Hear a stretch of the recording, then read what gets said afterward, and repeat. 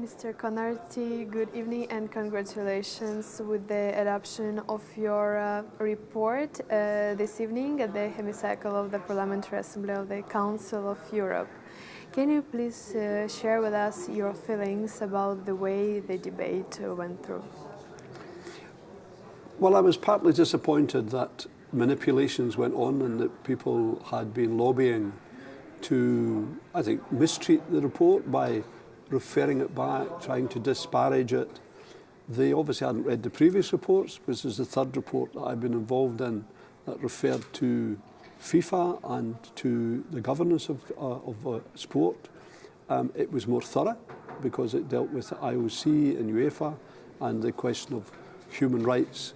Should it be a question on every organisation's list when they're going to allocate a large organisational celebration like the World Cup, for example?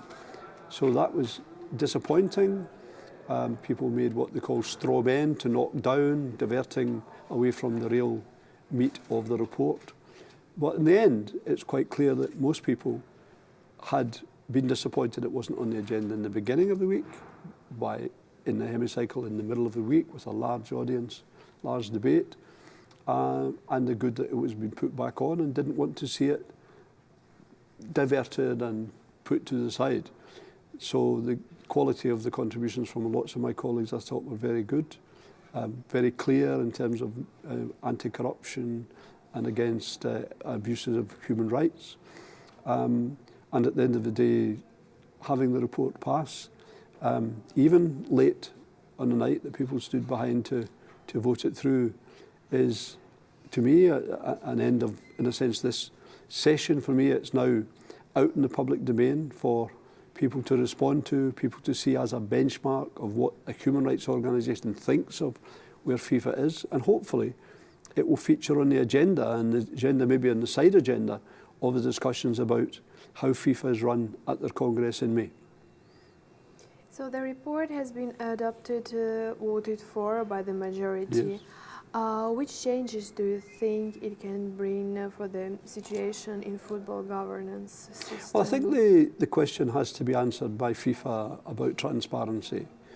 They cannot go on in a situation where you have an ethics committee in two halves, where one investigates and they hire someone like Michael Garcia, of international reputation, who then makes reports. That's the second report I've seen that he was given. He makes the report to the adjudicating committee, and then the adjudicating committee does whatever Mr Blatter wants them to do. That's the truth.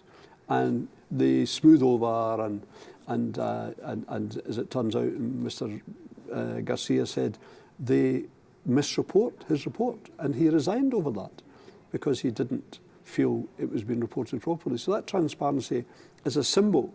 There has to be transparency in the way they tell people about their finances and how much they pay the staff and what it costs to run the whole organisation, so that there's some sense of control. I think from it also, people may want to say, well, do we need to change the personalities? Do we need some new people in the executive? Do we need some new people in the senior offices? I hope that will be the case.